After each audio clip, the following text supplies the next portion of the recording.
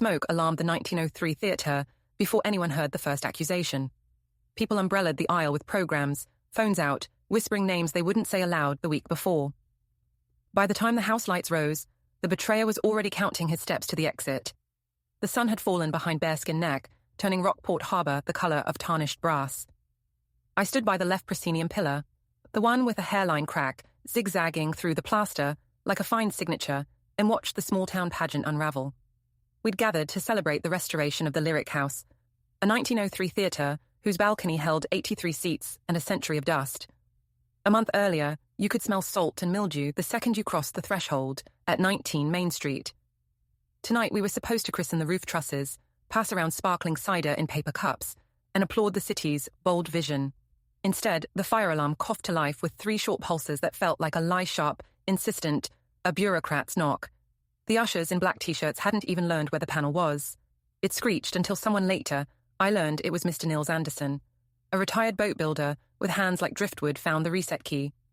The sound died, but the mood didn't recover. People clustered in knots, and I saw him.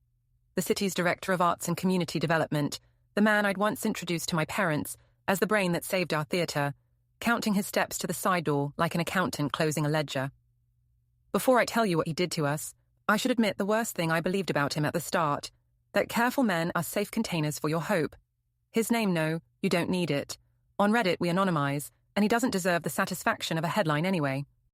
He was the city official in a navy blazer that never wrinkled, mid-40s, a runner who logged his miles in an app with German precision and posted foggy harbour photos captioned with trite lines from Rilke. He had an undergraduate degree from the University of Manchester and loved saying back across the pond, with the grin of a man who thinks he invented ponds. He knew local donors by their favourite wine, local artists by their last grant rejection, and city councillors by which side they parked on during snow bans. If you caught him at the end of a meeting, he'd press your elbow with a conspirator's warmth and say, "We're going to do this right, don't worry." At first, I thought the elbow press meant kindness. Later, I learned it was his way of moving people where he wanted them. I met him on March 9, 2023, at the Rockport Planning Board office, 31 Broadway, 2nd floor, room 204, the one with the copy machine that prints diagonally. I was there on behalf of Harbour Lantern Collective, a volunteer group I helped start with a ceramicist from Gloucester named Quinn, an Italian-born lighting designer named Julia, and a carpenter's apprentice named Ben who could frame a stage in a weekend. We wanted to restore the Lyric House as a community space for film, poetry, and small theatre. He wanted it too, or so he said. He spoke like an ally, listened like a therapist, and juggled his calendar like an airline. Our red flags arrived wrapped in compliments. He praised us in emails that ended with cheers and then asked for small favours. Could we use our social accounts to soften resistance from abutters on Atlantic Avenue? Could we attend a Tuesday night finance subcommittee meeting to show community enthusiasm? Could we submit a pro forma budget for the first 6 months to help you help us help you? His words? We did it all. By May, we had a preliminary budget and a calendar, 12 weekend programs, 7 weekday events, a partnership with a film class at Salem State University, and a pledge of 40,000 from a pair of retired nurses whose grandsons did improv. The city official said he could shepherd a federal grant our way, NEA Challenge America, 10,000 to 25,000 hulls, and supplement it with a Massachusetts Cultural Facilities Fund grant. He recommended we incorporate as a Massachusetts non-profit 501c in a 3 pending, and told us which attorney could do it for mates' rates. We filed our Articles of Organisation with the Secretary of the Commonwealth on May 26, 2023, listing our principal office at 5 Middle Street, Rockport, MA 019667, and elected a small board, me, President, Quinn, Treasurer, and Julia, Clerk. Ben declined, said he preferred sawdust to bylaws. On June 2, 2023, the city official sent an email with a PDF titled Lyric House Revitalization Public-Private Framework, V2. 1. 10 pages that looked like a wedding invitation, mated with an audit report. It proposed a partnership. The city would hold the building, still owned by the Rockport Redevelopment Trust, and Harbour Lantern would operate the space under a management agreement, rent set at $1 per year for 3 years, contingent on milestones. He attached a memorandum of understanding template. Our hearts chanted yes. We polished the language, hired a bookkeeper named Manuel in Salem, who set us up in QuickBooks, and opened a bank account at Cape Ann Savings Bank, 4 School Street. The account ended in 1734. I remember that number more clearly than birthdays now. If you've ever loved a project, you know the choreographed trance it puts you in. We painted the rehearsal room a Baltic blue that Julia said would make actors feel like they were breathing sky. We found a roaring 20s chandelier at a salvage yard in Amesbury and rewired it under a work lamp until 2 a.m. We scrubbed seatbacks until the wood smiled like old leather. We logged our hours, 422 volunteer hours between June 14th and August 1st. We logged our expenses, 7,028, 12 in supplies from 3 hardware stores, and a used acoustical treatment dealer in Lowell who spoke in decibels. We saved our receipts in a shared Google Drive folder with naming conventions that would make a librarian swoon. 2023, 06, 17, Rockport, hardware, TAD 2, 88, LED sconces, paid card, PDF. In July, the city official suggested a pilot fundraiser. A gala feels wrong, he said, but a summer night screening with harbour breezes, that's us. We got a one-night permit, posted flyers, borrowed a projector from a professor at Endicott College, and played a restored print of Jean Vigo's L'Atalante. 142 people came. We sold ginger lemonade in paper cups, local kombucha in black cans, and a dozen postcards printed with a collage Quinn made from old playbills. We deposited $3,717 in cash and card proceeds into our account on July 24th. We allowed ourselves to say the future in the present tense. We are doing it. By August, the paperwork caught up. The city official scheduled a closing circle where he'd introduce the draft management agreement to the City Council's Finance Committee and the Redevelopment Trust. It was set for September 7th, 2023, 6:30 p.m. City Hall Auditorium. He asked us to show up and smile and say 3 sentences each about our vision. I wore the only blazer I own. The meeting started with lighting that belonged in a dentist's office and the smell of Dr. Bronner's from someone's hands. The city official spoke in long sentences that sounded like they came pre-approved from a brochure. Then the chair asked him to speak to revenues and expenses. He said words I didn't recognize as ours. He said the city would advance expenses and recoup them from event fees. He said the operator Wes would remit 65% of ticket revenue back to the city for cost recovery, and that rent would be nominal at first. He said there would be a city liaison who would sign off on programming. He said the city would collect and hold all donations in a restricted city account on our behalf. I looked at Quinn.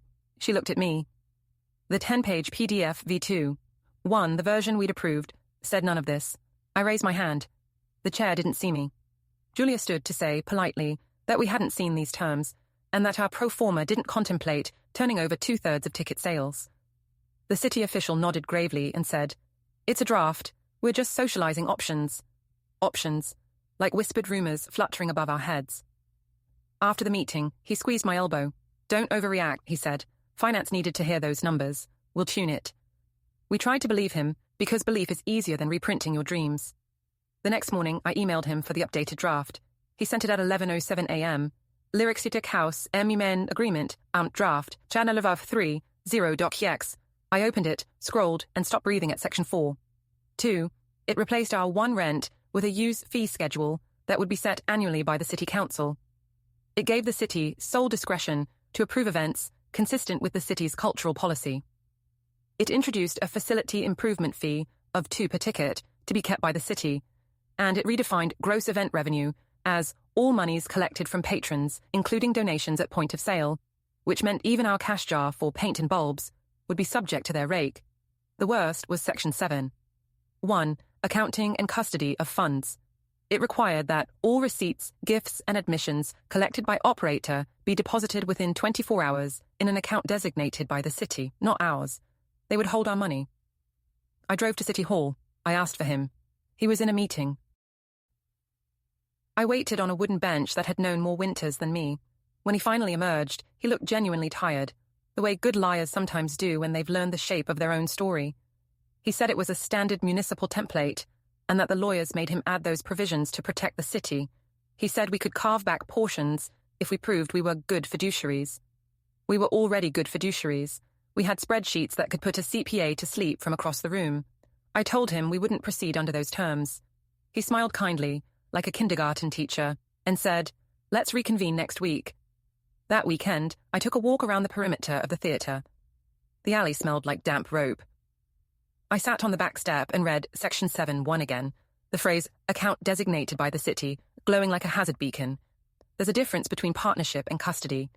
One makes you co-owners, the other makes you furniture. We decided to push back, and we did it like adults. We compiled our receipts, updated our pro forma with realistic ticket revenue trajectories, fall slow, spring rising, and wrote a letter explaining why 65% would kill the project. We sent it on September 12th at 9:03 a.m.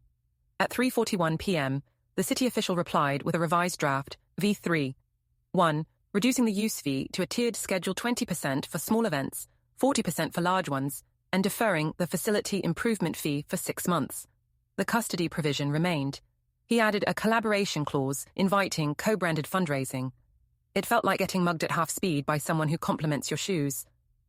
On September 18, 2023, at 10:20 a.m., Ben called me from the theatre. Something's wrong, when he said. The lock's been changed. We hadn't copied any keys yet. The city held them. The door had a new Schlage cylinder. I texted the city official. He replied 30 minutes later. We had to secure the premises while we reevaluate the partnership framework. Safety first. Safety. There's that word again. The protector's mask you wear when you want to move someone out of the picture without leaving fingerprints.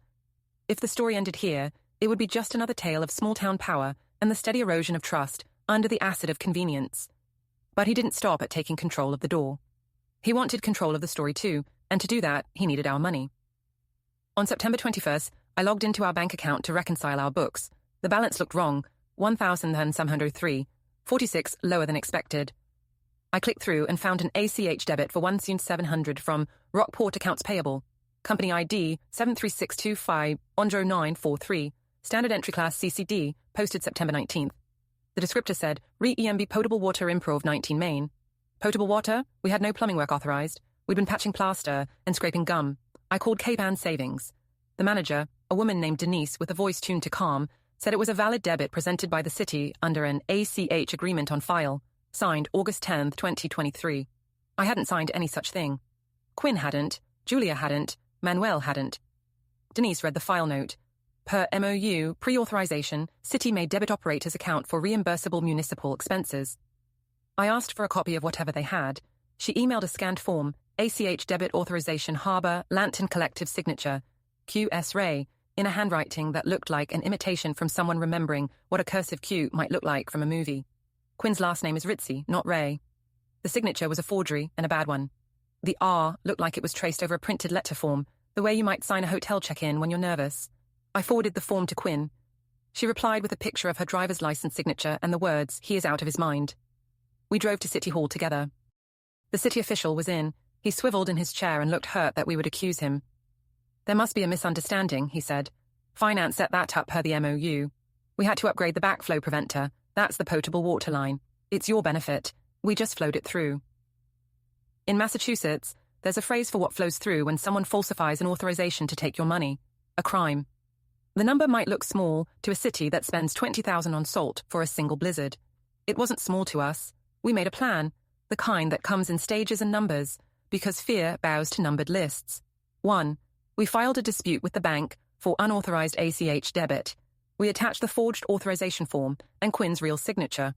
Denise flagged the transaction and initiated a return request R10, unauthorized ACH. 2. We filed a public records request under MGLC 66S10, addressed to the city clerk, asking for all drafts of the MOU, all communications between the city official and accounts payable regarding Harbour Lantern and any ACH agreements. We cited specific dates, August 1st to September 21st. 3. We consulted an attorney, a French-American legal aid volunteer named Maud Delacour, who lived in Salem and handled non-profit governance for fun the way other people collect stamps. She met us at a cafe on Washington Street and underlined phrases in the MOU drafts like a surgeon. No one should be debiting your account without explicit authorization by an officer, she said. This would interest the Inspector General. 4. We informed the board of 3, meeting at my kitchen table. We voted to suspend cooperation with the city until we received written assurance that no further debits would be made and an escrow arrangement could be established under a neutral accountant. 5. We documented. Screenshots, bank PDFs, metadata saved. I created a folder called 202309 Evidence with subfolders: ACH, MOU, emails, photos, notes. I wrote my first police narrative in a Google Doc with bullet points and times like a diary that had lost its patience. When the city official realized we weren't asking permission anymore, he changed strategies. He started showing up in places we couldn't ignore. The back of the theatre, during a volunteer work session, when we'd been granted temporary access again. The cafe, where Julia met with a lighting vendor. A community yoga class that Quinn attended on Thursdays. Each time, he wore concern like an accessory. "We're on the same side," he'd say. "Don't make this adversarial." When gentle nudges failed, he adopted the bureaucrat's favorite weapon: process. He emailed the Redevelopment Trust claiming operative dysfunction. He CC'd the city solicitor and wrote about risk exposure. He requested an emergency lock change and a security review.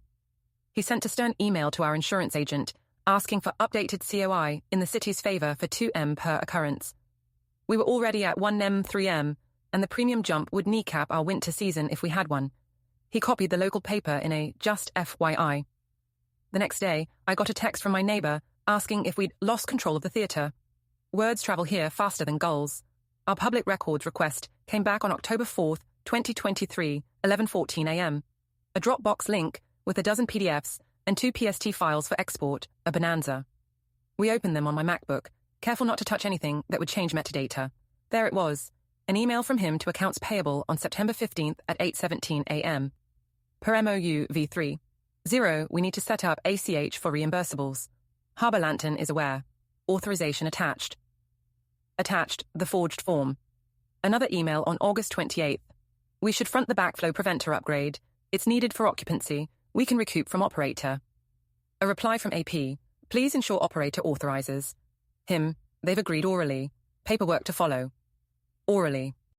The kind of word you use when you want to skip steps and hope no one has a voice recording. We brought the emails to Denise at the bank. The R10 return posted on October 6th. Our 1,700 came back. Accounts payable sent a grumpy email.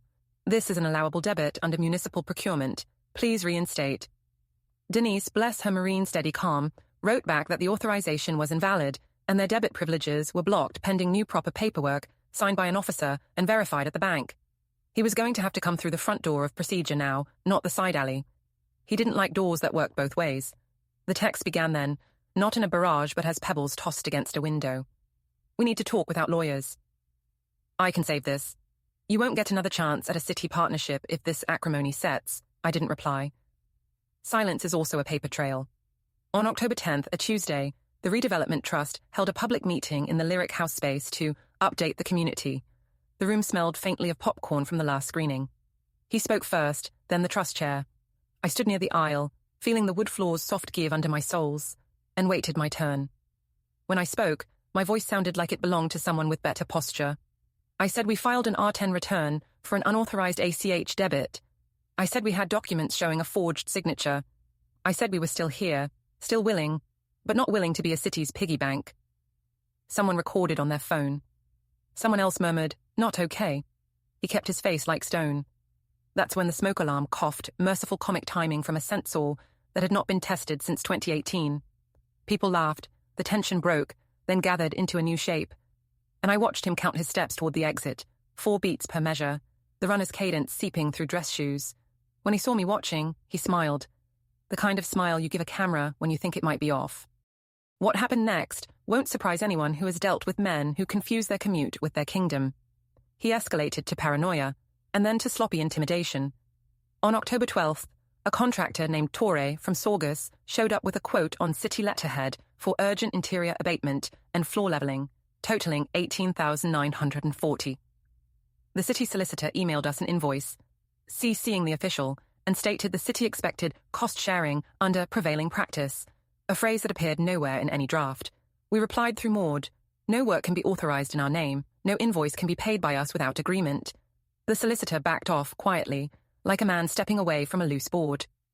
On October 16th, the city official filed a notice of concern with the building commissioner, alleging we had compromised fire safety testing by resetting the alarms without city coordination.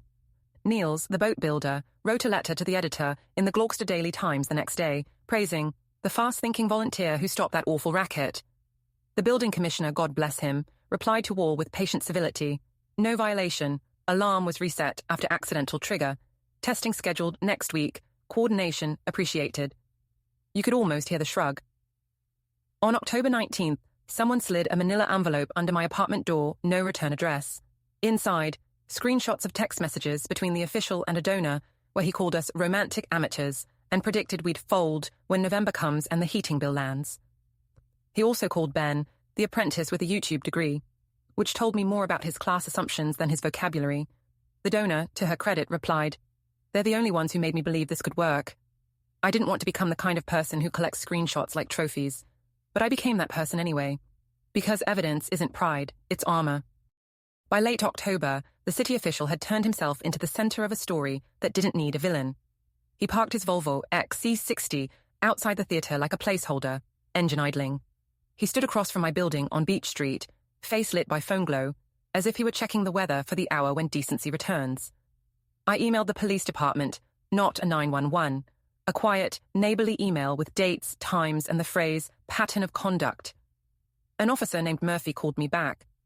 "If he steps onto your property, call us," he said. "Document everything." I already was. If this were only about money and locks, we would have settled for a posture of mutual embarrassment and moved on. But when you mess with something a community loves, the theater where couples sat arm to arm during wartime, the balcony where teenagers made packed whispers in the 1970s, you stir something stubborn. People who had never agreed on street parking agreed on this. The Lyric House should belong to the people who cared for it, not to the people who could invoice it. Our ally arrived in a cardigan and Italian sneakers. His name was Dr. Edgars Kalniņš, a Latvian-born data engineer who moved to Rockport with his wife, an emergency nurse at Addison Gilbert Hospital. He came to a screening because his wife liked French films, and he stayed because he saw our spreadsheet projected on a wall and asked if we'd considered a donor CRM. Within a week, he was helping us structure our evidence timeline in a way that would make a DA purr. He showed us how to export PST files into readable threads, how to hash a PDF so no one could claim it had been altered, and how to scrape the city's public meeting agendas for patterns. He files emergency add-ons when he wants less attention, Edgars said, pointing to a series of 3:59 p.m. agenda updates. That's his window. Moore drafted a letter to the Office of the Inspector General, dated October 23, 2023, outlining 3 issues. 1. Potential misuse of municipal procurement to front expenses without authorization. 2. Forgery of an ACH authorization. 3. Retaliatory use of municipal process to pressure a non-profit. She sent it certified mail to 1 Ashburton Place, room 13-11, Boston, MA 021 and 08, and emailed a courtesy copy. She CC'd the State Ethics Commission. We weren't aiming to make headlines.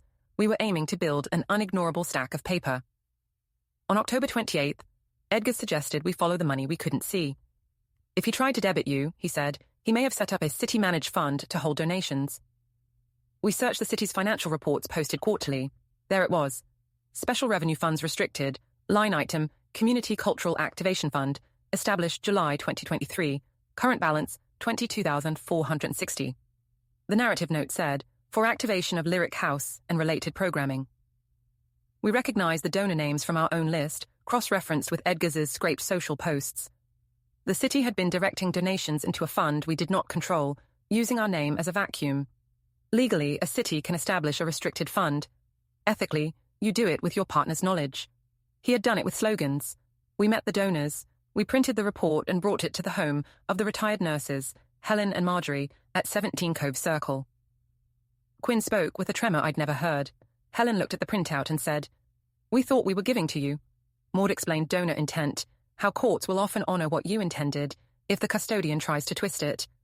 Helen took off her reading glasses and said, "How do we fix it?" We asked for a letter, addressed to the treasurer, stating that their 40,000 pledge, only 12,000 had been deposited so far, was intended for harbour lantern operations under our control, not for general city use, and that they objected to being listed as donors to a city fund. They wrote it on stationery, with a watercolour of daisies at the top, and signed their full names like they were writing vows. The letter landed like a brick in a pond. The city's treasurer was a cautious woman named Patrice, who did not like surprises and liked the word clawback even less. On November 2nd, we received an email. The city will suspend acceptance of donations to the Community Cultural Activation Fund pending review. He must have thrown his phone against a cushion. Then the anonymous email started, the kind written late at night in a spare room that doubles as a gym. From a burner account, "You're killing a good thing. Grow up." From another, You think you can run a theatre without the city? Wake up. One included a blurry photo of me unlocking the theatre's side door, taken from across the street. I sent the emails to Officer Murphy. He added them to the file. On November 7th, election day in town, I stood outside the community centre, handing out voter information sheets about the Lyric House and our position. Partnership, yes. Custody, no. The city official walked past me twice, without making eye contact. On his third pass, he said low, "It didn't have to be like this." I kept my voice even. "Then choose different," I said. He smirked. "You'll be frozen out," he said. "You won't book a hall in this county." He had no idea how stubborn women with limited seating capacity and unlimited indignation can be. We pivoted. If we couldn't open the Lyric House by Christmas, we'd prove our model worked elsewhere. Julia called a contact at a small university in Beverly and booked their black box theatre for 3 Saturdays in December. Ben, the apprentice with a YouTube degree, built a portable riser system out of plywood and hope. Quinn designed a poster that made a placeholder space look like a promise. We sold out 2 nights. We deposited $5,118. We shared the results publicly: attendance, expenses, net, donations, down to the penny. It wasn't spite. It was transparency as performance art. Around then, something unexpected happened. An older man in a camel coat approached me after a screening and introduced himself as a retired municipal auditor named Liam O'Shaughnessy. He'd moved to Rockport after 30 years in Dublin and Boston. "You've got your books, that's plain," he said, "but do you have your story for people who don't read?"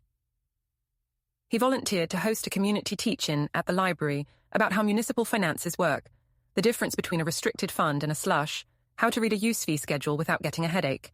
People came with notebooks and left with slighter, sharper frowns. On November 15th, the Office of the Inspector General acknowledged our complaint and asked for a call. Maud took it. They asked for copies of the forged authorization, emails, and donor letter. They asked if we were willing to speak on the record. We said yes. The following week, the city announced that the Director of Arts and Community Development would be placed on administrative leave, pending a review of procurement practices related to cultural projects. He had taken a week off already, pre-planned, but now the leave had a consonants-heavy formality to it. He posted a photo on Instagram of his morning run, harbour flat as glass, captioned, "Even in storms, we find our line." Comments were off. You'd think that would bring relief. It brought a vacuum.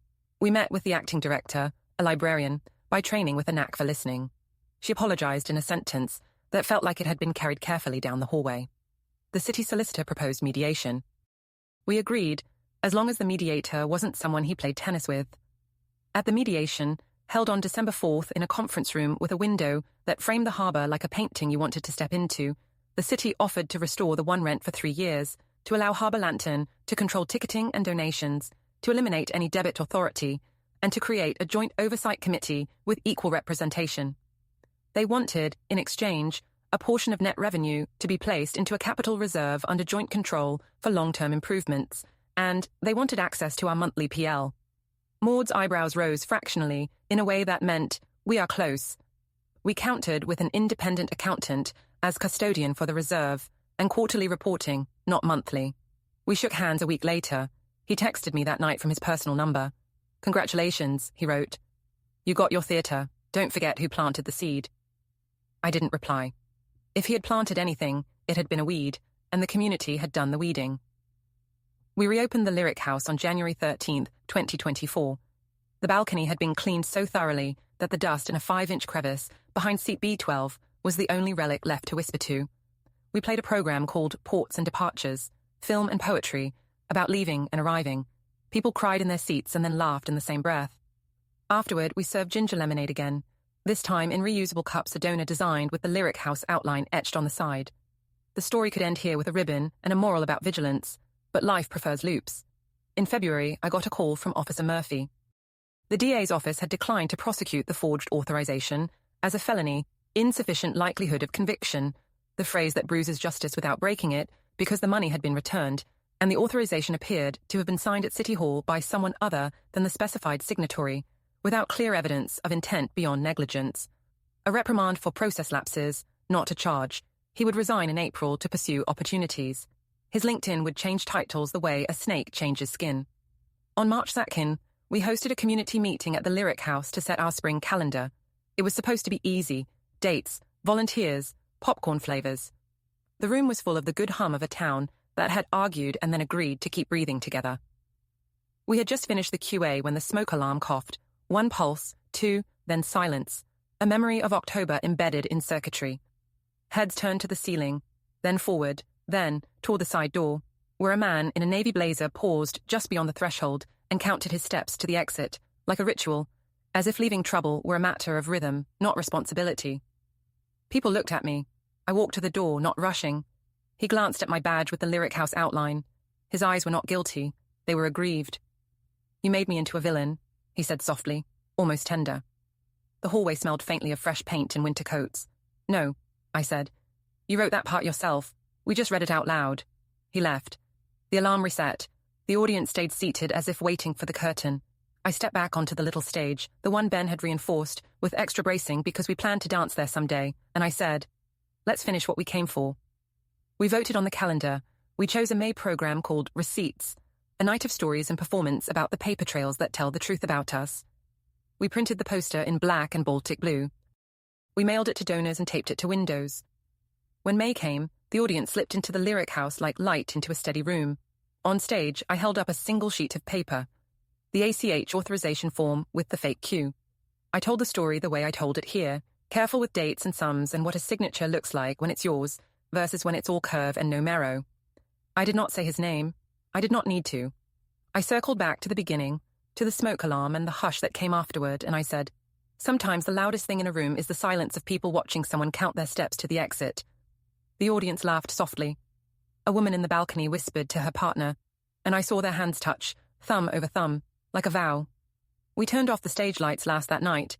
I stood under the chandelier we'd rewired, the Roaring Twenties one, and counted my steps to the door. 1, 2, 3. At 4, I stopped. Not because I had to, but because I could. We did it right, and we wrote it down.